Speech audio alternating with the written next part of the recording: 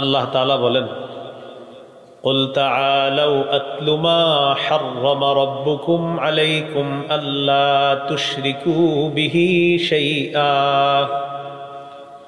নবী আপনি বলেন, আসো তোমরা আমি তোমাদেরকে শুনিয়ে দেই, তেলাওয়াত করে জানায় দেই যা আল্লাহ তোমাদের উপর হারাম করেছেন। তোমরা আসো আমি তোমাদেরকে জানিয়ে দেই ওই বিষয়ে, যে বিষয় আল্লাহ তোমাদের প্রতি হারাম করেছেন এই বিষয়ে আমি তোমাদেরকে তেলাওয়াত করে শুনিয়ে দিই, তোমরা আসো। এবার নবীজি একে একে বলতে লাগলেন আল্লাহর ভাষায়। 1 নম্বর, আল্লাহ তুশরিকু বিহি শাইআ, তোমরা আল্লাহর সাথে শিরিক করবা না, কোনো জিনিস অংশ হিসাবে সাব্যস্ত করবা না। শিরিক করা এটা হারাম। সূরা লুকমানের 13 নম্বর আয়াতে আল্লাহ বলেন, وَإِذْ قَالَ لُقْمَانُ لِابْنِهِ وَهُوَ يَعِظُهُ يَا بُنَيَّ لَا تُشْرِكْ بِاللَّهِ إِنَّ الشِّرْكَ لَظُلْمٌ عَظِيمٌ। স্মরণ করো ওই সময়কে যখন লোকমান তার সন্তানকে বললেন, হে প্রিয় সন্তান, তুমি আল্লাহর সাথে শিরিক করো না, শিরিক মহা জুলুম। একজন বাবা তার সন্তানকে শ্রেষ্ঠ উপদেশ দিবে যে শোনো সন্তান, তুমি আল্লাহর সাথে শিরিক করবা না। তাহলে এই হলো 1 নাম্বার কথা, 10 কথার প্রথম কথা। নবী আপনি বলেন তোমরা আসো আমি তোমাদেরকে জানায়া দেই, সেটা কি? তোমরা আল্লাহর সাথে শিরিক করবা না। তো সূরা লোকমান থেকে আমরা জানলাম 13 নম্বর আয়াত থেকে লোকমান হাকিম তার সন্তানকে বললেন, হে প্রিয় সন্তান, আল্লাহর সাথে শিরিক করো না। এখান থেকে শিখলাম একজন বাবা তার সন্তানকে শ্রেষ্ঠ একটা শিক্ষা দিবে, সন্তান যেন শিরিক না করে। সূরা আনআমের 82 নম্বর আয়াতে আল্লাহ বলেন, আল্লাযীনা আমানু ওয়া লাম ইয়ালবিসু ঈমানাহুম বিযুলমিন উলাইকা লাহুমুল আমনু ওয়া হুম মুহতাদুন। যারা ঈমান এনেছে এবং ঈমানকে শিরিকের সাথে সংমিশ্রণ করেনি, উলাইকা লাহুমুল আমনু, আমি আল্লাহ তাদের জন্য নিরাপত্তা ঘোষণা করলাম, ওয়া হুম মুহতাদুন, তারাই হেদায়েত প্রাপ্ত। ভাই এখান থেকে কি শিখলাম? ঈমানকে শিরিকের সাথে কোনোভাবেই মিশ্রণ করা যাবে না। আল্লাহ হেফাজত করেন। সূরা বাকারা 54 নম্বর আয়াত, মুসা আলাইহিস সালাতু ওয়াস সালামের জাতি বাছুরকে উপাস্য বানিয়ে শিরিক করা শুরু করলো। মুসা নবী তাদেরকে বললেন, আল্লাহ তাআলা তার ভাষায় মুসা নবীর কথাগুলো আমাদেরকে জানিয়ে দিচ্ছেন, ইয়া কওমি ইন্নাকুম যালামতুম আনফুসাকুম বিত্তিখাদিকুমুল ইজলা, হে আমার সম্প্রদায়, তোমরা বাছুরকে উপাস্য হিসাবে গ্রহণ করার মাধ্যমে নিজেদের প্রতি তোমরা জুলুম করেছো। এখান থেকে শিখলাম শিরিক করা মানে নফসের প্রতি জুলুম করা। আল্লাহ আমাদেরকে জুলুম থেকে হেফাজত করেন। এখানে একটা কথা মনে রাখা, একটা শিরিক আছে গোপন শিরিক। বলেন তো কি শিরিক? বলেন, গোপন শিরিক বলা হয়, বলেন। লোক দেখানো ইবাদত করাকে। আচ্ছা বলেন তো, লোক দেখানো ইবাদতকে কি বলা হয়? আচ্ছা, গোপন শিরিক কাকে বলে? قال رسول الله صلى الله عليه وسلم إياكم وشرك السرائر, নবীজি বলেন তোমরা গোপন শিরিক থেকে বাঁচো। সাহাবীরা বললেন, ওয়ামা শিরকুস সারাইর ইয়া রাসূলুল্লাহ, হুজুর গোপন শিরিক কি জিনিস আপনার কাছে জানতে চাই। নবীজি বললেন, ইয়াকুমুর রাজুলু ফায়ুসাল্লি ফায়ুযায়্যিনু সালাতাহু জাহিদান লিমা ইয়ারা মিন নাযরিন নাসি ইলাইহি, গোপন শিরিক হলো কোনো ব্যক্তি নামাজে দাঁড়ায় আর তার নামাজটা সে যথাসাধ্য চেষ্টা করে সুন্দর করার জন্য, এই নিয়তে যেন মানুষ তার নামাজ দেখে বলে মাশাআল্লাহ কত সুন্দর নামাজ। কোন মানুষ নামাজে দাঁড়ায় নামাজ সুন্দর করে এই নিয়তে যেন মানুষ তাকে বলে বাহ বাহ অনেক সুন্দর নামাজ। নবীজি বলেন, যাকা শিরকুস সারাইর, এটা গোপন শিরিক। এই শিরিক থেকে আল্লাহ আমাদেরকে হেফাজত করেন। এখানে একটা বিষয় মনে রাখতে হবে, কেউ যদি আল্লাহকে খুশি করার জন্য ইবাদত করে আর তার ইবাদতটা সে সুন্দর করে, মানুষ যদি তার ইবাদতের প্রশংসা করে, এক সাহাবী রাসূলুল্লাহ সাল্লাল্লাহু আলাইহি ওয়াসাল্লামকে বললেন, ইয়া রাসূলুল্লাহ, কেউ যদি আল্লাহকে খুশি করার জন্য ইবাদত করে আর ইবাদতটাকে সে সুন্দর বানায়, এটাও কি গোপন শিরিক হবে? নবীজি বললেন, না, এটা শিরিক হবে না। তিলকা আজিলু বুশরাল মুমিন, এটা মুমিনের জন্য দুনিয়াতে নগদ সুসংবাদ। আল্লাহ আমাদেরকে কথাগুলা বোঝার তৌফিক দান করেন। আল্লাহ কয়টা কথা বলবে? 10টা। 1 নাম্বার, নবী আপনি বলে দেন, আসো আমি তোমাদেরকে জানায়া দিই আল্লাহ যা হারাম করেছেন। 1 নাম্বার, আল্লাহর সাথে শিরিক করবা না। 2 নাম্বার, ওয়াবিল ওয়ালিদাইনি ইহসানা, পিতা মাতার প্রতি সদ আচরণ করো, পিতা মাতার নাফরমানি করবা না। নাফরমানি করা আল্লাহ হারাম করেছেন, সদ আচরণ করতে আল্লাহ বলেছেন। সূরা বানী ইসরাঈলের 23, 24, 25 নম্বর আয়াতে আল্লাহ বলেন, ওয়াকাদা রাব্বুকা আল্লা তা'বুদু ইল্লা ইয়্যাহু ওয়া বিল ওয়ালিদাইনি ইহসানা। আল্লাহ তাআলা বলেন, তোমার রব ফয়সালা করেছেন তোমরা আল্লাহ ছাড়া কারো ইবাদত করবা না। এই সিদ্ধান্ত আল্লাহ করে দিয়েছেন, আল্লাহর সিদ্ধান্ত, তোমরা আল্লাহ ছাড়া কারো ইবাদত করবা না। ওয়াবিল ওয়ালিদাইনি ইহসানা, পিতা মাতার প্রতি সদাচরণ করবা। ইম্মা ইয়াবলুগান্না ইনদাকাল কিবারা আহাদুহুমা আও কিলাহুমা, তোমার পিতা মাতার দুইজনের একজন অথবা দুইজন যদি তোমার কাছে বার্ধক্যে উপনীত হয়, ইম্মা ইয়াবলুগান্না, যদি পৌঁছে যায়, ইনদাকা, তোমার কাছে, আল কিবার, বার্ধক্য, তোমার কাছে যদি বার্ধক্যে উপনীত হয়, আহাদুহুমা, পিতা মাতার দুইজনের একজন, আও কিলাহুমা, অথবা দুইজন, তোমার কাছে যদি তোমার মা বাবা দোনোজনেই বার্ধক্যে উপনীত হয় অথবা দোনোজনের একজন যদি বার্ধক্যে উপনীত হয়, ফালা তাকুল্লাহুমা উফ, তাদেরকে উফ শব্দটা বলবা না। বলেন সবাই, কি শব্দ এটা? কাকে বলে একটু বুঝেন।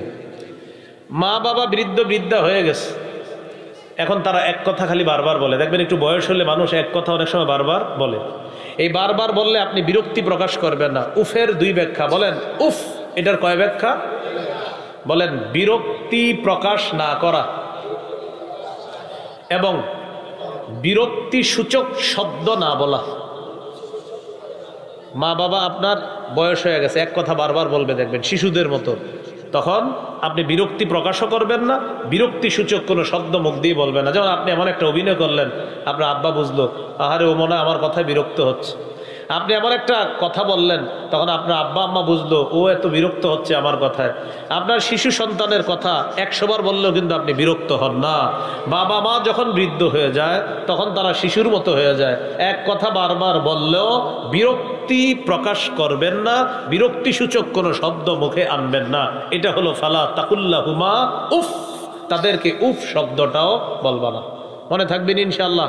তাহলে আমার সাথে বলেন, বলেন আমরা মা বাবাকে কোনো কথা এমনভাবে বলবো না যেই কথায় বিরক্তি প্রকাশ পায়, অথবা বিরক্তি সূচক কোনো শব্দও বলবো না।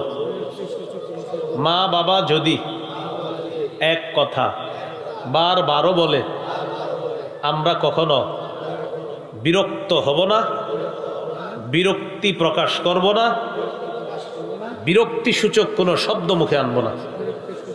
বলেন এটা হলো, বলেন কোরআনে বর্ণিত উফ শব্দের ব্যাখ্যা। আল্লাহ কি বলছেন? ফালা তাকুল্লাহুমা উফ, তাদেরকে উফ শব্দটাও বলবা না। মনে থাকবেন ইনশাআল্লাহ? তো আল্লাহ বলেন, তোমার মা বাবার দুইজনের একজন অথবা দুইজন যদি তোমার কাছে বার্ধক্যে উপনীত হয়, তাদেরকে উফ শব্দটাও বলবা না। ওয়ালা তানহারহুমা, তাদেরকে ধমক দিবা না। ওয়া কুল্লাহুমা কাওলান কারীমা, তাদের সাথে সম্মানসূচক কথা বলবা, ভদ্রভাবে কথা বলবা, নরম কথা বলবা। বারবার এক কথা বললে যে আব্বা ঠিক আছে, যে আম্মা ঠিক আছে, এভাবে আপনি বুঝতেছেন যে আপনার আব্বা যে কথাটা বলতেছে হয়তো এটা সঠিক না, সবগুলা কথা সঠিক নাও হতে পারে। তো আপনি প্রথমে এমন করবেন, জি জি জি আব্বা, জি ঠিক আছে। আপনি যেমন আপনার শিশু সন্তানের 100টা আবদার করার পরে সবগুলা পূরণ করেন না, এরপরে কিন্তু বিরক্তি প্রকাশ করেন না, আচ্ছা বাবা তোমার জন্য আনবো, সবই কিন্তু আনবো বলেন, কিন্তু আনেন না সব। আপনার আব্বা আম্মা যদি বয়স্কা হয়ে যায়, এক কথা বারবার বললেও যদি দেখেন কোনো কথা এমন যে কথাটা আসলে সঠিক না, আপনি মাথা নাড়বেন, আচ্ছা আব্বা জি ইনশাল্লাহ ঠিক আছে। বিরক্তি প্রকাশ কোনোভাবেই যেন চেহারায় না উঠে। তো এটাই বললেন আল্লাহ, ওয়ালা তানহারহুমা, ধমক দিবা না, ওয়াকুল্লাহুমা কাওলান কারীমা, মা বাবার সাথে ভদ্রভাবে কথা বলবা, সম্মানসূচক কথা বলবা। ইকুটা বন্ধ করে দেন ভাই, ইকু লাগবে না। ওয়াকফিদ লাহুমা জানাহাদ-দুল্লি মিনার রাহমা, তাদের সামনে দয়ার ডানা বিছিয়ে দিবা। সুবহানাল্লাহ। ওয়াকফিদ লাহুমা, তাদের সামনে নত হবা, বিনয়ী হবা। জানাহাদ-দুল্লি মিনার রাহমা, নম্র আচরণের মাধ্যমে তাদের সামনে বিনয়ী হবা, ভদ্র আচরণের মাধ্যমে তাদের সামনে বিনয়ী হবা। আরেকটা অনুবাদ, তাদের সামনে দয়ার ডানা তুমি মেলে দিবা, তুমি বুঝাইবা আমি আপনাদের জন্য সব করবো ইনশাআল্লাহ। তো এটাই বলতেছে, ওয়াকফিদ লাহুমা, মা বাবার সামনে বিছিয়ে দিবা, নত করে, নিজেকে নত করে উপস্থাপন করবা, বিনয়ী ভাব তাদের সামনে প্রদর্শন করবা। জানাহাদ-দুল্লি মিনার রাহমা, জানাহ মানে ডানা, জানাহাদ-দুল্লি মিনার রাহমা, দয়ার ডানা, মায়ার ডানা। একদম আপনি নত হয়ে যাবেন এমন ভাবে মা বাবার সামনে নিজেকে প্রকাশ করবেন। তাহলে এটার সুন্দর অনুবাদ হলো, ওয়াকফিদ লাহুমা, তাদের সামনে বিনয়ী হও, জানাহাদ-দুল্লি মিনার রাহমা, নম্র আচরণের মাধ্যমে মা বাবার সামনে সর্বোচ্চ বিনয়ী তুমি প্রকাশ করবা। আর কি করবা? ওয়াকুর রব্বিরহামহুমা কামা রাব্বায়ানি সগীরা, বেশি বেশি দোয়া করবা, বলবা হে আমার রব, ইরহামহুমা, আমার মা বাবার প্রতি আপনি দয়া করেন, কামা রাব্বায়ানি সগীরা, যেমনি ভাবে শৈশবে তারা আমাকে লালন পালন করেছে, আল্লাহ আমার মা বাবার প্রতি আপনি দয়া করেন, মায়া করেন। এই দোয়াটা কি করা যাবে ইনশাআল্লাহ? এরপরেও আমরা সন্তান হিসাবে, মানুষ হিসাবে অনেক সময় দুই একটা উল্টাপাল্টা কথা মুখে আসতে পারে, কিন্তু আপনার অন্তর খারাপ না, আপনার অন্তরে মা বাবার জন্য সর্বোচ্চ মায়া আছে। এরপরে অনেক সময় এদিক সেদিক হয়ে যায়। তো আল্লাহ এই ব্যাপারে বলেন, রব্বুকুম আ'লামু বিমা ফি নুফুসিকুম, তোমাদের অন্তরে কি আছে তোমাদের রব অধিক জানেন। সুবহানাল্লাহ। তোমার অন্তরে যদি মা বাবার প্রতি দয়া ভালোবাসা থাকে, এটা তো রব জানেন। রব্বুকুম আ'লামু বিমা ফি নুফুসিকুম, এটা সূরা বনী ইসরাঈলের 25 নম্বর আয়াত। তোমাদের রব আ'লামু, অধিক অবগত, বিমা, ওই জিনিস সম্পর্কে, ফি নুফুসিকুম, যা তোমাদের অন্তরে আছে। ইন তাকুনু সালিহিনা, তোমরা যদি সৎ হও, তোমরা যদি নেককার হও, ফাইন্নাহু কানা লিল আওয়াবিনা গফুরা, বারবার যে আল্লাহর কাছে নত হয়, বিনয়ী হয়, ওর মনটা খুব ভালো, ওর মনে মা বাবার প্রতি খুব দয়া মায়া আছে, মাঝে মাঝে একটু ভুল হয়েও যায়। আল্লাহ বলেন এই মানুষগুলা যে বারবার আল্লাহর দিকে ঝুঁকে যায়, বিনয়ী হয়, আল্লাহ অভিমুখী হয় বারবার, আল্লাহ এই আল্লাহ অভিমুখী বান্দাদের জন্য গফুর, অধিক ক্ষমাশীল, অধিক দয়ালু। তাহলে সবচেয়ে গুরুত্বপূর্ণ বিষয়টা এখানে ফুটে উঠছে, আসলে দিলে আপনার মা বাবারে কতটা ভালোবাসেন জানে কে? রব্বুকুম, তোমাদের রব, আ'লামু, অধিক অবগত, বিমা ফি নুফুসিকুম, তোমাদের অন্তরে কি আছে এই ব্যাপারে সবচেয়ে অধিক অবগত তোমাদের রব। মনে আসেনি সূরা আনআমে কয়টা কথা বলবে আল্লাহ? 10টা কথা। 2 নাম্বার, ওয়াবিল ওয়ালিদাইনি ইহসানা, পিতামাতার প্রতি সদাচরণ করো। 3 নাম্বার, ওয়ালা তাকতুলু আওলাদাকুম মিন ইমলাক। সবাই মিলে অনুবাদ করি, বলেন চলেন। তোমরা দারিদ্রতার ভয়ে তোমাদের সন্তান হত্যা করবা না। তো এক সন্তান হওয়ার পর 10 বছর আর সন্তান হচ্ছে না কেন? আবার বলেন, তোমরা দারিদ্রতার ভয়ে সন্তান হত্যা করবা না। তাহলে দারিদ্রতার ভয়ে কি হত্যা করা যাবে না? সন্তান। নাহনু নারযুকুকুম ওয়া ইয়্যাহুম, আল্লাহ তাআলা বলেন, ও অভিভাবকের দল, তোমাদেরকে আমি রিজিক দেই, যারা দুনিয়াতে আসবে তাদেরকেও আমি রিজিক দেই। সুবহানাল্লাহ। তাহলে 3 নাম্বার আল্লাহ বললেন, সন্তানকে দারিদ্রতার ভয়ে হত্যা করবা না। তোমরা অভিভাবক যারা, তোমাদেরকেও আমি রিজিক দেই, আর যারা দুনিয়াতে আসবে তোমাদের সন্তান, তাদেরকেও আমি আল্লাহ রিজিক দিই। সহিহ বুখারীর বর্ণনা 6861 নম্বর হাদিস। এই হাদিসের বর্ণনাকারী আব্দুল্লাহ ইবনে মাসউদ রাদিয়াল্লাহু তাআলা তিনি বলেন, ক্বালা রাজুলুন, এক ব্যক্তি রাসূলুল্লাহ সাল্লাল্লাহু আলাইহি সাল্লামকে প্রশ্ন করলেন, আইয়ুয যামবি আকবারু ইনদাল্লাহ, ইয়া রাসূলুল্লাহ, আল্লাহর কাছে সবচেয়ে বড় পাপ কোনটি আপনার কাছে জানতে চাই। ফাকালা রাসূলুল্লাহ সাল্লাল্লাহু আলাইহি ওয়াসাল্লাম, আন তাদউ লিল্লাহি নিদ্দান ওয়া হুয়া খালাকাকা, আল্লাহ তোমাকে সৃষ্টি করেছেন, সেই আল্লাহর সাথে কাউকে অংশীদার সাব্যস্ত করা, সমকক্ষ সাব্যস্ত করা, এটা সবচেয়ে বড় পাপ। ক্বালা সুম্মা আইয়ুন ইয়া রাসূলুল্লাহ, হুজুর এরপর সবচেয়ে বড় পাপ কোনটি? ফাকালা রাসূলুল্লাহ সাল্লাল্লাহু আলাইহি ওয়াসাল্লাম, আন তাকতুলা ওয়ালাদাকা মাখাফাতা আইয়াতআমা মাআক, তুমি তোমার সন্তানকে হত্যা করা এই ভয়ে যে তোমার সন্তান তোমার খাদ্যে অংশগ্রহণ করবে, তোমার সন্তান তোমার সাথে খাবে, তোমার সম্পদে অংশগ্রহণ করবে, এই ভয়ে সন্তান হত্যা করা, এটা সবচেয়ে বড় পাপের মধ্যে দ্বিতীয় সিরিয়াল। 1 নাম্বার শিরিক করা, 2 নাম্বার তুমি তোমার সন্তানকে এই ভয়ে হত্যা করা যে তোমার সন্তান তোমার সাথে খাদ্যে অংশগ্রহণ করবে। নাউজুবিল্লাহ।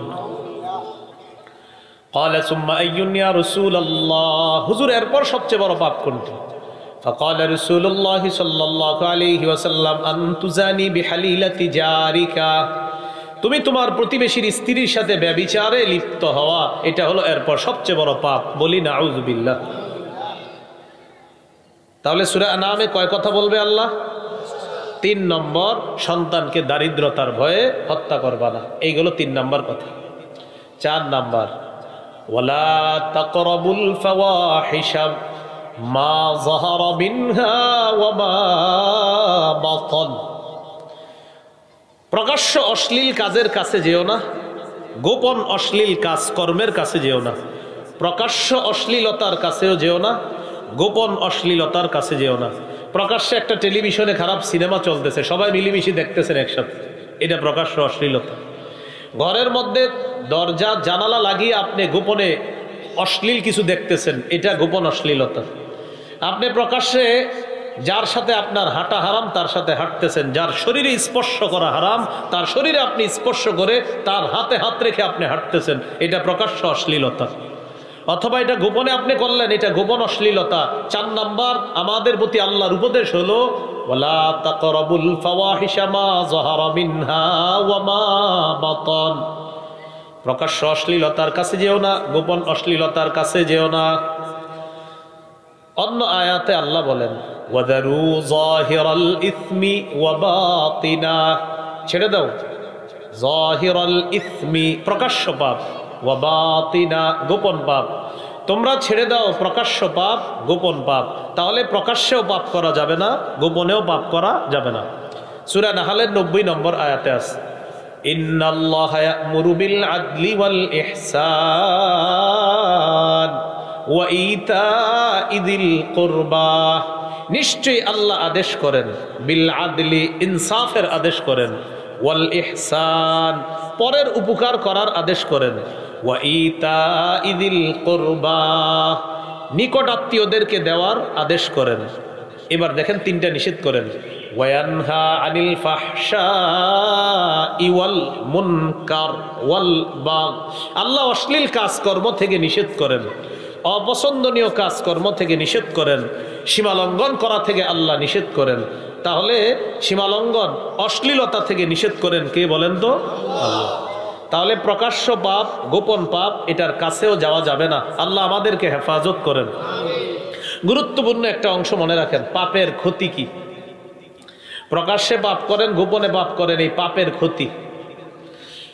পাপের 1 নম্বর একটা ক্ষতি হলো পাপ অভিশাপ টেনে আনে। বলেন, পাপ আল্লাহর অভিশাপ টেনে আনে। সহিহ মুসলিমের হাদিস 5018 নম্বর হাদিস, এটা হলো আপনাদের মোবাইলের অ্যাপস অনুযায়ী। আমাদের মাদ্রাসার পাঠ্যপুস্তক অনুসারে 1978 নম্বর হাদিস, 1978 এই হাদিসের মধ্যে আছে عن علي بن أبي طالب رضي الله تعالى عنه قال قال رسول الله صلى الله عليه وسلم لعن الله من لعن والداه আল্লাহ তাআলা ওই ব্যক্তিকে অভিসম্পাত করেছেন যে ব্যক্তি তার পিতা মাতাকে অভিশাপ দেয়। যে ব্যক্তি তার পিতা মাতাকে অভিশাপ দেয় আল্লাহ তাকে অভিশাপ দেয়। তাহলে পিতা মাতাকে অভিশাপ দেওয়া এটা একটা পাপ, আর এই পাপ আল্লাহর অভিশাপ টেনে আনে। বলেন নাউজুবিল্লাহ। ওয়ালা'নাল্লাহু মান যাবাহা লিগাইরিল্লাহ, যে ব্যক্তি আল্লাহ ছাড়া অন্য কারো নামে জবাই করে তাকেও আল্লাহ অভিশাপ দেয়। আল্লাহ ছাড়া অন্য কারোর নামে পশু জবাই করা এটা একটা পাপ, আর এই পাপ আল্লাহর অভিশাপ টেনে আনে। বলি নাউজুবিল্লাহ। ওয়ালা'নাল্লাহু মান আওয়া মুহদিসা, যে ব্যক্তি কোনো বেদাতিকে আশ্রয় দেয় এই ব্যক্তির উপরও আল্লাহ তাআলা অভিশাপ দেয়। আপনি একজন বেদাতিকে এই এলাকায় 1 কাঠা জমিন দিয়ে দিয়েছেন একটা আস্তানা বানানোর জন্য, যে আপনি আস্তানা বানান, আমরা দুইজনে মিলামিশা বেদাত সাপ্লাই করব। এই যে কাজটা করলেন এটা একটা পাপ, আর এই পাপ আল্লাহর অভিশাপ টেনে আনে। ওয়ালা'নাল্লাহু মান গায়্যারা মানারাল আরদ, যে ব্যক্তি জমিনের নিশানা পরিবর্তন করে ফেলে আল্লাহ তাকে অভিশাপ দেয়। আপনি আরেকজনের জমিন মাশাআল্লাহ নিশানা পাল্টায়, এতদিন ছিল আপনার জমিনের নিশানা এখানে, কিছুদিন পরে এখানে চলে আসছে। আরে ঘটনা কি? ঘটনা কিছু না, আজকে থেকে একটু পাওয়ারে আছে, ক্ষমতায় আছে, এই জন্য নিশানা বাড়ছে। নিশানা কি হয়েছে? বাড়ছে। পাওয়ারে আছে এই জন্য নিশানা বেড়ে গেছে। নবীজি বলেন যে ব্যক্তি মানুষের জমিনের নিশানা সীমানা পরিবর্তন করে জুলুম করে আত্মসাৎ করে আল্লাহ তার উপর অভিশাপ দেয়। তাহলে পাপ আল্লাহর অভিশাপ টেনে আনে। বলেন পাপ কি টেনে আনে? আল্লাহর অভিশাপ। সহিহ বুখারীর বর্ণনা 6783 নম্বর হাদিস। আন আবি হুরায়রা আনিন নবী সাল্লাল্লাহু আলাইহি ওয়াসাল্লাম قال لعن الله السارق يسرق البيضة, যে ব্যক্তি ডিম চুরি করে আল্লাহ তাকে অভিশাপ দেয়। কি চুরি করে? ডিম। ডিম যে একটা ডিম চুরি করে তাকে অভিশাপ দেয় আল্লাহ। তাহলে আরো বড় জিনিস চুরি করলে, গরু চুরি করলে কি হবে? মানে এটা তো গুরুত্বপূর্ণ বিষয়। ডিম চুরি করলে যদি অভিশাপ হয় আল্লাহর, তাহলে ডিমের মা আপনার মুরগি চুরি করলে কি হবে? আর এর চেয়ে আরো বড় গরু ছাগল ইত্যাদি চুরি করলে আরো ভয়ঙ্কর অবস্থা হবে। ওয়ালা'নাল্লাহু সারিকা ইয়াসরিকুল হাবলা, কোন মানুষ যদি অন্যের একটা রশিও চুরি করে তাকে আল্লাহ অভিশাপ দেয়। তাহলে একটা রশি চুরি করলে যদি অভিশাপ দেয়, রশি দিয়ে বেঁধে রাখছে যে পশুটা, ওটা চুরি করলে কি হবে? হ্যাঁ, আল্লাহ আমাদেরকে হেফাজত করেন। কি শিখলাম? পাপ আল্লাহর অভিশাপ টেনে আনে। আরেকটা দৃষ্টান্ত নেন, আবু দাউদের হাদিস, আল্লাহ মাফ করেন, 3674 নম্বর হাদিস। এই হাদিসের মধ্যে বর্ণনাকারী সাহাবীর নাম আব্দুল্লাহ ইবনে ওমর রাদিয়াল্লাহু তাআলা আনহুমা, তিনি বলেন, এটা একটু মন দিয়ে শুনেন, লাআনাল্লাহ, আল্লাহ মদকে অভিশাপ দেয়। বলেন আল্লাহ কাকে অভিশাপ দেয়? মদ। মদ বলেন সবাই কাকে? এবার বলেন মাদক দ্রব্যকে। বলেন ইয়াবা, বাবা, গাঁজা, হিরোইন, ফেন্সিডিল, আফিম, কানাডা ড্রাই, শ্যাম্পেন, মাস্তুদ, ডাইল, বিয়ার, এই সবগুলাকে আল্লাহ অভিশাপ দেয়। সবগুলার আল্লাহ কি করে? লাআনাল্লাহুল খামরা, আল্লাহ মাদক দ্রব্যকে অভিশাপ দেয়। ওয়াশারিবাহা, যে মদ পান করে তাকে অভিশাপ দেয়। ওয়াসাকিয়াহা, যে পরিবেশন করে তাকে অভিশাপ দেয়। মদ আরেকজনে ঢাইলা দিস তাকেও আল্লাহ অভিশাপ দেয়। ওয়াবাইআহা, যে বিক্রি করে তাকে আল্লাহ অভিশাপ দেয়। ওয়ামুবতাআহা, যে কিনে তাকেও আল্লাহ অভিশাপ দেয়। তাহলে যে বিক্রি করে মাদক দ্রব্য তাকে অভিশাপ দেয়। মাইকে দাঁড়ায় দাঁড়ায় বলে, জনগণ আপনারা মাদক দ্রব্যর কাছেও যাবেন না। প্রিয় ভাইয়েরা, মাদক দ্রব্য থেকে যারা যারা মাদক দ্রব্যে জড়িয়ে যাবে আমাদেরকে ইনফরমেশন দিবেন, আমরা তার কঠিন অ্যাকশন নিব। খোঁজ নিয়ে দেখা যায় হ্যাঁ চুপে চুপে মাদক দ্রব্য ব্যবসা করে। এমনি খায় না, কয় আমি নামাজ পড়ি। তো খাননি? কয় না খাই না। ব্যবসা করেননি? কয় ধরা খাইলে আর কি করি। এই যে ব্যবসা করে তার উপর কার অভিশাপ? আল্লাহর অভিশাপ। তাহলে 4 নাম্বার, বা ইয়াহা, যে মদ বেচে। ওয়া মুবতাআহা, যে মদ কিনে। ওয়া আসিরাহা, যে মদ উৎপাদন করে। ওয়া মুতাসিরাহা, যে মদ পরিশোধন করে, এটার নাম দেয় বাংলা মদ, ইত্যাদি ইত্যাদি নাম দেয়। ওয়াহামিলাহা, যে মদ বহন করে নিয়ে যায়, ওয়াল মাহমুলাতা ইলাই, যার কাছে মদ বহন করে নিয়ে যাওয়া হয়। বিদেশে অনেক ভাইয়েরা চাকরি করে, ঠিক না? একটু বুঝে শুনে চাকরি করা। অনেক জায়গায় মাদক দ্রব্য বহন করার প্রয়োজন হতে পারে, নাউজুবিল্লাহ। আপনি বহনও করেন না, মদ বহন করাও আল্লাহর অভিশাপ টেনে আনে। যার কাছে বহন করে নিয়ে যাওয়া হয় তার উপর আল্লাহর অভিশাপ। তাহলে এখানে 9টা কথা আছে। বলেন এই হাদিসে কয়টা কথা আছে? 9টা। এই যে 9টা দেখেন। মদকে আল্লাহ অভিশাপ দেয়। মদ যে পান করে তাকে অভিশাপ দেয়, মদ যে পরিবেশন করে তাকে অভিশাপ দেয়, মদ যে বিক্রি করে তাকে অভিশাপ দেয়, মদ যে ক্রয় করে তাকে অভিশাপ দেয়, মদ যে উৎপাদন করে তাকে অভিশাপ দেয়, মদ যে পরিশোধন করে তাকে অভিশাপ দেয়, মদ যে বহন করে নিয়ে যায় তাকে অভিশাপ দেয়, মদ যার কাছে নিয়ে যাওয়া হয় তাকেও আল্লাহ অভিশাপ দেয়। তাহলে এই সমস্ত গুনাহ, মাদকদ্রব্য কার অভিশাপ টেনে আনে? আল্লাহ। কি শিখলাম আমরা? পাপ আল্লাহর অভিশাপ টেনে আনে। তো এই পাপগুলা থেকে আমরা বিরত থাকবো, আল্লাহ তৌফিক দান করেন। পাপের 2 নাম্বার একটা ক্ষতি আছে, সেটা হলো পাপ এই অবিরত যদি করতে থাকে কোনো মানুষ, ধারাবাহিকভাবে করতে থাকে, এক পর্যায়ে এই ধারাবাহিক করতে করতে পাপ ওই পাপীকে লাঞ্ছিত করে ছাড়ে। নাউজুবিল্লাহ পড়ে। আবার বলছি, কোনো ব্যক্তি পাপ নিয়মিত করে, নিয়মিত করতে করতে ওই পাপীকে লাঞ্ছিত করে ছাড়ে। আব্দুল্লাহ ইবনে ওমর রাদিয়াল্লাহু তাআলা আনহুমার বর্ণনা, তিনি বলেন, রাআইতুজ যুনুবা তুমিতুল কুলুবা, আমি দেখেছি গুনাহ অন্তরকে মৃত বানিয়ে দেয়। রাআইতুজ যুনুবা তুমিতুল কুলুবা, আমি দেখেছি গুনাহ অন্তরকে মৃত বানিয়ে দেয়। ওয়া ক্বাদ ইউরিসুদ্দিল্লা ইদমানুহা, অবিরত গুনাহ যারা করে, অবিরত গুনাহ করতে করতে ওই গুনাহ তাকে লাঞ্ছিত করে ছাড়ে। পরে সুন্দর একটা কথা আছে, ওয়া তারকুয যুনুব হায়াতুল কুলুব, গুনাহ ছেড়ে দেওয়া মানে প্রাণ সজীব হওয়া। সুবহানাল্লাহ।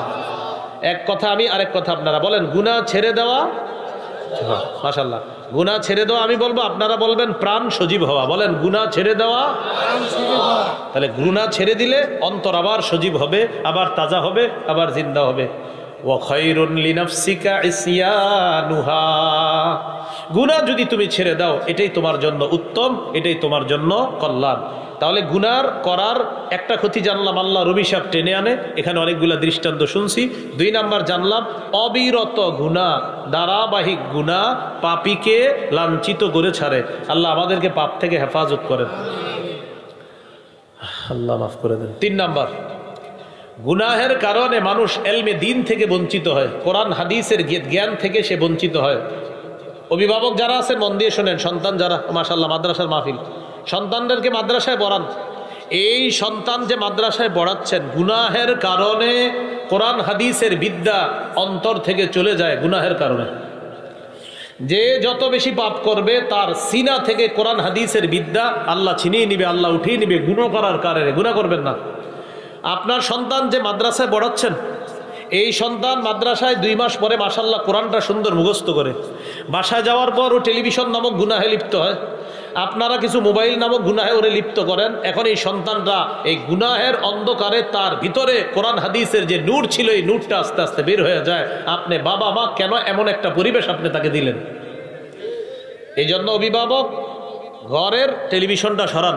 ছেলে মেয়েকে মাদ্রাসায় পড়াইতেছেন, এই মাদ্রাসায় কোরআন হাদিসের বিদ্যামানি, এটা নূর, এটা আলো, আর এই আলো সিনার মধ্যে থাকবে যদি নাফরমানি না হয়। এই জন্য টিভি নামক নাফরমানিটা, ইলেকট্রনিক মিডিয়ার নাফরমানিগুলা ঘর থেকে সরান। প্রিয় অভিভাবক, আল্লাহর হস্তে ইলেকট্রনিক মিডিয়ার গুনাহগুলা ঘর থেকে সরায়া সন্তানটাকে আদর্শ সভ্য মানুষ বানানোর চেষ্টা করেন। কয়েকটা দৃষ্টান্ত দেন। আব্দুল্লাহ ইবনে মাসউদ রাদিয়াল্লাহু তাআলা আনহু বলেন, ইন্নী লা আহসিবু আন্না আর-রাজুলা ইয়ানসাল ইলমা ক্বাদ আলিমাহু বিদ-দামবি ইয়ামালুহু। নবীজির সাহাবী আব্দুল্লাহ ইবনে মাসউদ রাদিয়াল্লাহু তাআলা আনহু বলেন, আমি মনে করি কোন মানুষ তার জানা বিদ্যা ভুলে যায় শুধু পাপের কারণে। আমি মনে করি কোন মানুষ তার জানা বিদ্যাটা ভুলে যায় পাপের কারণে। কি শিখলাম? পাপের কারণে যে বিদ্যাটা আপনার জানা ছিল, এই জানা বিদ্যা আপনি ভুলে যাবেন। আল্লাহ হেফাজত করেন। 2 নাম্বার দৃষ্টান্ত, হানাফি মাযহাবের ইমাম আবু হানিফা রাহমাতুল্লাহি আলাইহির ব্যাপারে শুনেন।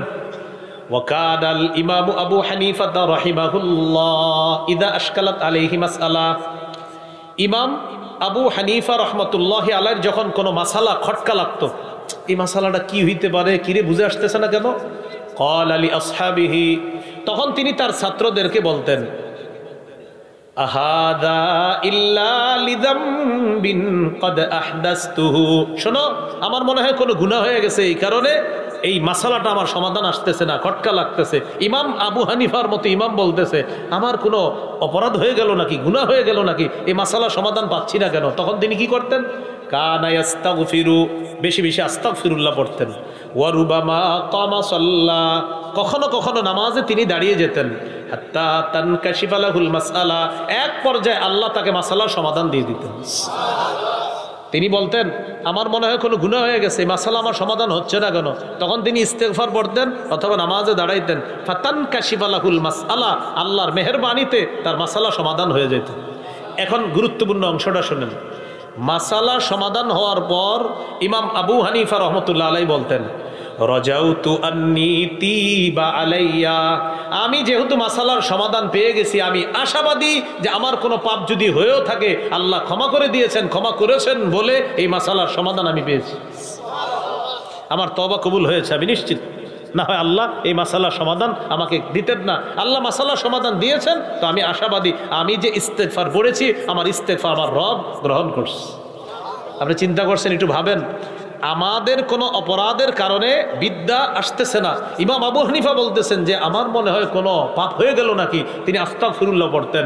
মাসালার সমাধান পাইলে তিনি ইয়াকিন করতেন, নিশ্চিত আমার তওবা আল্লাহ কবুল করেছেন বলে এই মাসালার সমাধান আল্লাহ আমাকে দিয়েছেন।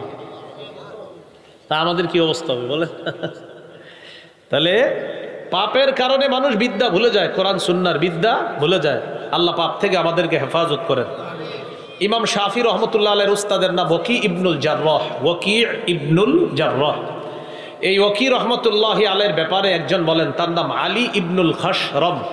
আচ্ছা, আপনারা এত বড় নামটা মুখস্থ নাও থাকতে পারে, শুধু একটু মনে রাখেন, আলী পুরা নামটা হলো আলী ইবনুল খাশরম আর কি, তা আলী।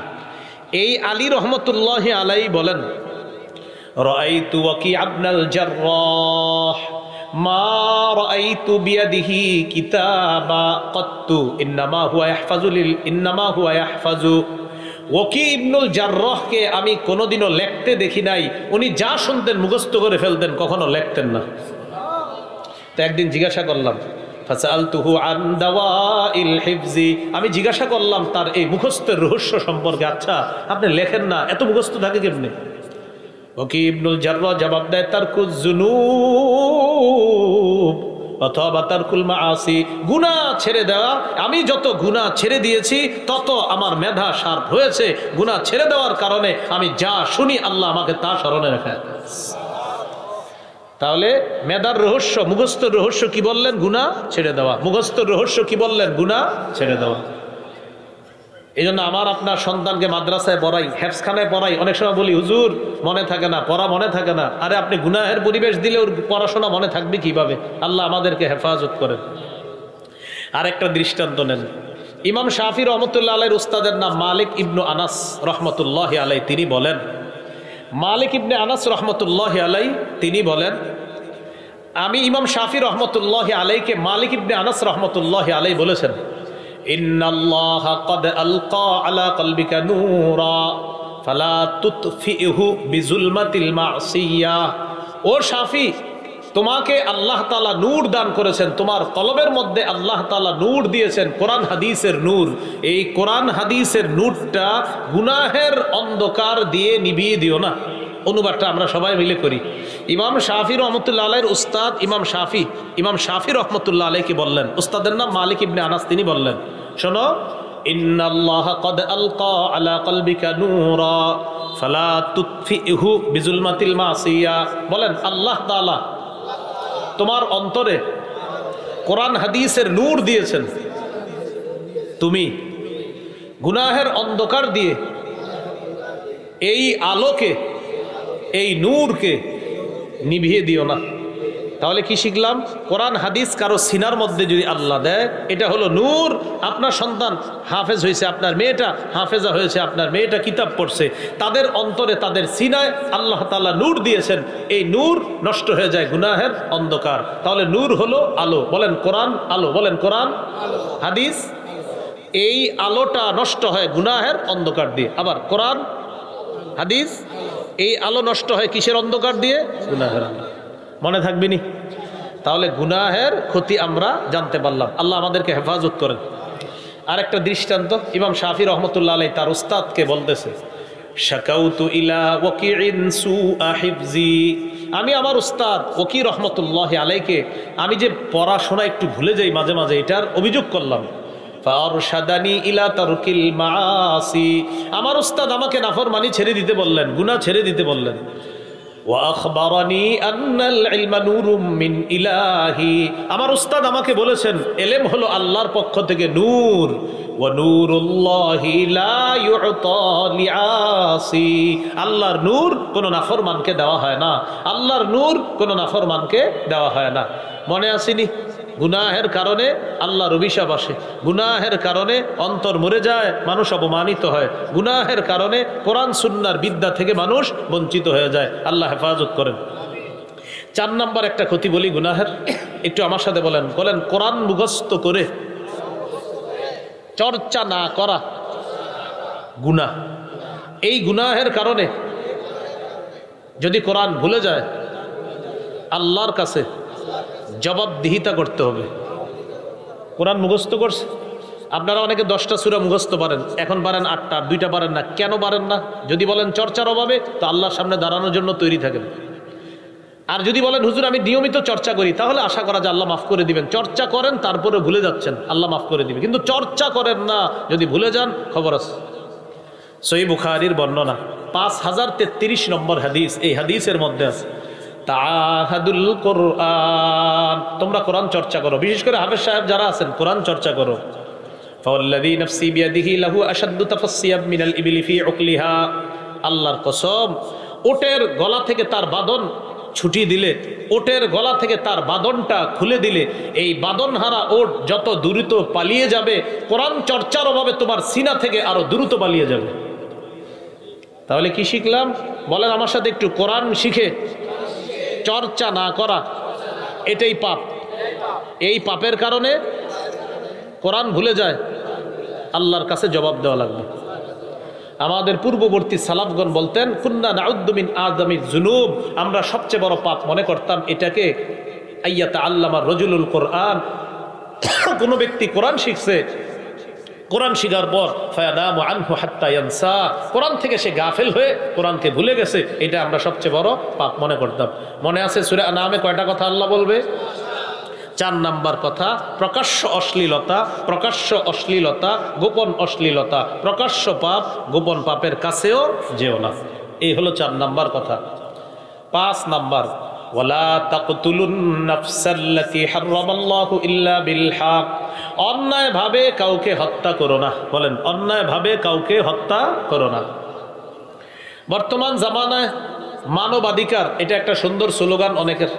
এই মানবাধিকার স্লোগানটার মাধ্যমে একদিক দিয়া মানবাধিকার লঙ্ঘন করে ফিলিস্তিনের নিরীহ মুসলমানদেরকে হেলিকপ্টার বোমা, রকেট থেকে বোমা মারে, হেলিকপ্টার থেকে বোমা মারে, প্লেন থেকে বোমা মেরে নিরীহ শিশুদেরকে হত্যা করা মানবাধিকার একদিক দিয়ে লঙ্ঘন করে। অন্য দিক দিয়ে পৃথিবীবাসীকে বলে মানবাধিকার রক্ষা করতে হবে, মানবাধিকার রক্ষা করতে হবে।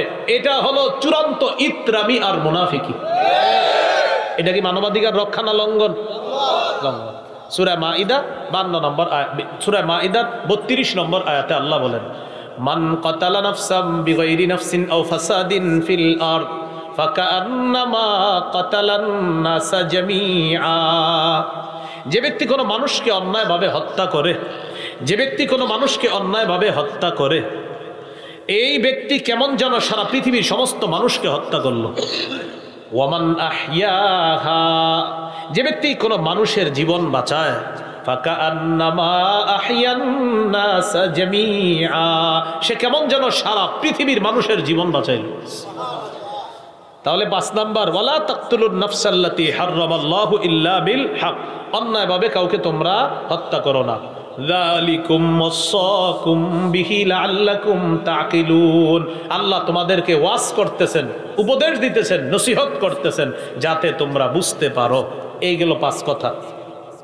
6 নাম্বার, ওয়ালা তাকরাবু মালাল ইয়াতীমি ইল্লা বিল্লাতী হিয়া আহসানু হাত্তা ইয়াবলুগা আশুদ্দা, এতিমের সম্পদের কাছেও যেও না, সে পরিণত বয়সে পৌঁছার আগ পর্যন্ত তার সম্পদের কাছেও যেও না, তার সম্পদ আত্মসাৎ করার কোনো চেষ্টা করবা না।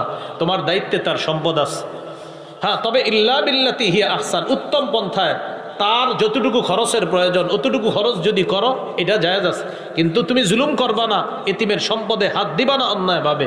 আল্লাহ তাআলা বলেন ইন্নাল্লাযীনা ইয়াকুলুনা আমওয়ালাল ইয়াতামা যুলমা ইন্নামা ইয়াকুলুনা ফি বুতুনিহিম নারা ওয়া সায়াসলাউনা সাঈরা।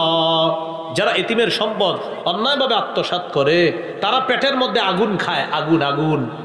ওয়া সায়াসলাউনা সাঈরা, অচিরেই তারা প্রজ্বলিত আগুনে প্রবেশ করবে, কঠিন আগুনের মধ্যে তারা প্রবেশ করবে। বলি নাউযু বিল্লাহ। তাহলে 6 নম্বর উপদেশ আল্লাহর, এতিমের সম্পদের কাছেও যেও না। এই জন্য এতিমের প্রতি আমরা সহানুভূতিশীল হওয়ার চেষ্টা করব। সাবধান, এতিমকে কষ্ট দিব না। রাসূলুল্লাহ সাল্লাল্লাহু আলাইহি সাল্লাম বলেন ইমসাহ রাসাল ইয়াতীম, এতিমের মাথায় হাত বুলাবা, এতিমের মাথায় হাত বুলাবা। এই জন্য এতিমের মাথায় হাত বুলাবো, এতিমের সম্পদ আত্মসাৎ করব না। 7 নম্বর ওয়া আউফুল কাইলা ওয়াল মিজানা বিল কিসত, পরিমাপ এবং ওজন করবা ইনসাফের সাথে। ওয়া আউফুল কাইলা ওয়াল মিজানা বিল কিসত, পরিমাপ এবং ওজনটা পরিপূর্ণভাবে করবা, বিল কিস্তি, ইনসাফের সাথে, ন্যায়ানুগতভাবে সুন্দরভাবে পরিমাপ করবা, ওজন করবা। পরিমাপে ভেজাল করা যাবে না, পরিমাপে কি করা যাবে না? ভেজাল করা যাবে না। ওয়াউফুল কাইলা ওয়াল মিজানা বিল কিসতি লা নুকাল্লিফু নাফসান ইল্লা ওয়াসআহা। আল্লাহ বলেন আমি কাউকে সাধ্যের বাইরে কিছু চাপায়া দেই না। এখান থেকে উদ্দেশ্য হলো ওজনে আপনার সামান্য এদিক সেদিক না করার চেষ্টা করা, মানুষ হিসাবে হয়েও যেতে পারে। তো আল্লাহ বলেন আমি কাউকে সাধ্যের বাইরে কিছু চাপায়া দেই না। এটা হলো মহব্বতের বিষয়। এই জন্য একটা বুদ্ধি করবেন, মেপে কাউরে কিছু দিলে একটু বেশি দিবেন, তাহলে আর সমস্যা নেই। মানে সমান সমান দিতে গেলেই তো আপনার টেনশন যে এটা কি কম বেশি হয়ে গেল না, কিন্তু একটু বেশি দিয়ে দিবেন, তাহলে তো আর সমস্যা হয় না।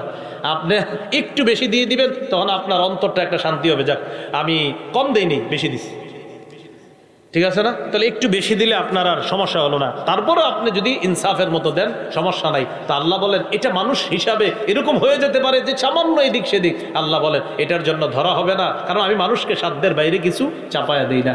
তো এর পরেও মাশাআল্লাহ অনেক ব্যবসায়ী আছে, তারা চায় হুজুর আমি একদম সঠিকভাবে আমি চলবো। তা আপনি অন্তরকে একটু প্রশান্ত রাখার জন্য আপনি ওজনে একটু বাড়ায় দিয়ে দেন, ওজনে যতটুকু দিবেন বাস একটু বেশি দিয়ে দেন, তাহলে আর আপনার ভিতরে কোনো খটকা থাকবে না যে আমি কম দেই নাই, আমার মুসলমান ভাইকে আমি একটু বেশি দিছি, মনে থাকবেন ইনশাআল্লাহ। এই হলো 7 নাম্বার। 8 নাম্বার ওয়াইদা কুলতুম ফা'দিলু ওয়ালাউ কানা যা কুরবা, যখন কথা বলবা ইনসাফের সাথে কথা বলবা, সত্য কথা বলবা, যদিও তোমার নিকট আত্মীয় কেউ হয়। আপনি একটা বিষয়ে কথা বলবেন, আপনার আত্মীয় নিকট আত্মীয় কাছে আছে, তখন আপনি চিন্তা করবেন আমি যদি এটা বলি আমার ভাইয়ের উপরে যায় বিষয়টা না। আল্লাহ বলেন না, সঠিক যেটা সেটাই বলবা, যেই কথাটা সঠিক। ওয়াইদা কুলতুম, যখন কথা বলবা, ওয়াইদা কুলতুম যখন কথা বলবা, ফাদিলু, ইনসাফের সাথে বলবা। ওয়ালাউ কানা যা কুরবা, যদিও নিকটাত্মীয় কেউ হয়, কথা যখন বলবা ইনসাফের সাথে বলবা। আল্লাহ তাআলা আমাদেরকে তৌফিক দান করেন। এইগুলো 8 নাম্বার। 9 নাম্বার ওয়া বিআহদিল্লাহি আউফু, আল্লাহর ওয়াদা পুরা করো, আল্লাহর ওয়াদা পুরা করো। আল্লাহর সাথে আমরা অনেক বিষয়ে ওয়াদাবদ্ধ। আল্লাহ আমাদের রব, আল্লাহ আমার ব্যক্তি জীবনের রব, পারিবারিক জীবনের রব, সামাজিক জীবনের রব, অর্থনৈতিক জীবনের রব, রাষ্ট্রীয় জীবনের রব, আন্তর্জাতিক জীবনের রব। আল্লাহ বলেছেন আলাস্তু বিরব্বিকুম, আমি কি তোমাদের রব নই? ক্বালু বালা, রূহের জগতে সবাই বলছে আপনি আমাদের রব। রব কিছু হুকুম করেছেন, কিছু নিষেধ করেছেন। মুসলিম হিসাবে এই আদেশ নিষেধগুলা মানতে আমরা অঙ্গীকারাবদ্ধ, এগুলো আমাদের মানতে হবে। আল্লাহ তৌফিক দান করেন। আল্লাহ বলেছেন ওজন ঠিক মতো দিবা, আল্লাহ বলেছেন সুদ খেও না, আল্লাহ বলেছেন নামাজ কায়েম করো। তো এই বিভিন্ন বিষয়ে মুসলিম হিসাবে আমরা আত্মসমর্পণকারী জাতি, যে আল্লাহ আপনি যা বলবেন এটা মেনে নিব, যা থেকে নিষেধ করবেন এটা থেকে বেঁচে থাকবো, এই অঙ্গীকার পুরা করা। এই হলো 9 নাম্বার। সর্বশেষ 10 নাম্বার ওয়া আন্না হাযা সিরাতী মুস্তাকিমা ফাত্তাবিউহ। ভাই ওঠাউঠি করবো না, শুনেন 10 নাম্বারটা শুনে উঠাউঠি করবো না, হুজুর দোয়া করবেন ইনশাআল্লাহ, কেউ উঠাউঠি করবো না। ওয়া আন্না হাযা সিরাতী মুস্তাকিমান ফাত্তাবিউহ, এটাই আমার রাস্তা, সোজা রাস্তা। ফাত্তাবিউহ, এটার অনুসরণ করো। ওয়ালা তাত্তাবিউস সুবুলা, অনেকগুলা রাস্তার অনুসরণ করো না। উসমান রাদিয়াল্লাহু তাআলা আনহুর বর্ণনা, নবীজি একটা দাগ দিস, দাগ দেওয়ার পর আশেপাশে অনেকগুলা দাগ দিস, দাগ দিয়ে বললেন এটা সোজা রাস্তা, আশেপাশে যে রাস্তাগুলো আছে সবগুলার মাথায় একটা শয়তান বসা আছে, এইগুলা হলো পথভ্রষ্টতার রাস্তা, ধোকার রাস্তা। শয়তান ডাকে আসো আসো এদিকে আসো। তো এই মাঝখানের রাস্তাটায় আল্লাহ ডাকে, সুবহানাল্লাহ। আশেপাশে যত উল্টাপাল্টা রাস্তায় শয়তান ডাকে। ওয়া আন্না হাদা সিরাতি মুস্তাকিমা, এটাই সোজা রাস্তা, ফাত্তাবিউ, এটার অনুসরণ করো। ওয়ালা তাত্তাবিউস সুবুলা, আশেপাশের রাস্তাগুলো অনুসরণ করবা না। ফাতাফাররাকা বিকুম, আশেপাশের রাস্তাগুলো তোমাদেরকে বিচ্ছিন্ন করে দিবে। আন সাবিলি, সোজা রাস্তা থেকে। আশেপাশের রাস্তাগুলায় যদি চলো, এই রাস্তাগুলা তোমাদেরকে পৃথক করে দিবে, বিচ্ছিন্ন করে দিবে সোজা রাস্তা থেকে। তাহলে চলবো কি বাঁকাগুলায় না সোজাটায়? সোজা রাস্তায় চলবো। এই 10টা উপদেশের কথা আমরা মনে রাখবো, একটু মন দিয়ে শুনেন। 1 নাম্বার, আল্লাহর সাথে শিরিক করা যাবে না। 2 নাম্বার, পিতামাতার নাফরমানি করা যাবে না। 3 নাম্বার, কোনো সন্তানকে দারিদ্রতার ভয়ে হত্যা করা যাবে না। 4 নাম্বার, প্রকাশ্য পাপ গোপন পাপ করা যাবে না। আর প্রকাশ্য পাপ গোপন পাপের ক্ষতি কিছু আমরা জানছি, ওই এলেম ভুলে যাওয়া, আল্লাহর অভিশাপ আসা, এগুলো জানছি। 5 নাম্বার, অন্যায়ভাবে কাউকে হত্যা না করা। 6 নাম্বার, এতিমের সম্পদের কাছেও আত্মসাৎ করার নিয়তে যাওয়া যাবে না। 7 নাম্বার, ওজন করলে মাপলে একদম সুন্দরভাবে পরিপূর্ণ মেপে দিতে হবে, ওজন করে দিতে হবে, এটা মনে রাখা। তো এই জন্য বলছিলাম, এখানে যদি কারো অন্তরে সন্দেহ লাগে, খটকা লাগে, একটু বেশি দিয়ে দিতে পারেন আপনি, যতটুকু হয় একটু বেশি দিলেন, তখন আপনার অন্তরে আর খটকা লাগলো না। এটা হলো 7 নাম্বার। 8 নাম্বার, কথা বললে সঠিক কথা বলবা, ইনসাফের কথা বলবা। তোমার কোনো আত্মীয় স্বজন না কে আছে সামনে, তখন এটা দেখা যাবে না, যেটা নেয় সেটাই বলবা। 9 নাম্বার, আল্লাহর অঙ্গীকারগুলা পুরা করবা। 10 নাম্বার, এটাই আমার রাস্তা, আল্লাহ বলে দিলেন হেদায়েতের রাস্তার কথা, নবী আপনি বলে দেন যে এটাই আমার রাস্তা, এই রাস্তার অনুসরণ করো, আশেপাশের রাস্তাগুলার অনুসরণ করবা না। এই হলো সূরা আনআমের 151, 152, 153 এই 3 আয়াত থেকে কয়টি বিষয় আমরা জানলাম? 10টি বিষয়। আল্লাহ তাআলা আমাদের সকলকে এই 10টি বিষয় যেন আমরা সুন্দরভাবে বুঝে শুনে যেগুলা করণীয় করার আর যেগুলা বর্জনীয় বর্জন করার তৌফিক দান করেন। আমরা কে উঠাউঠি করবো না, মজলিস আমরা সুন্দরভাবে রক্ষা করি। উলামায়ে হযরত, মুরব্বী, বুজুর্গ, আলেম ওনার দোয়া করবে ইনশাআল্লাহ, আল্লাহ তৌফিক দান করেন।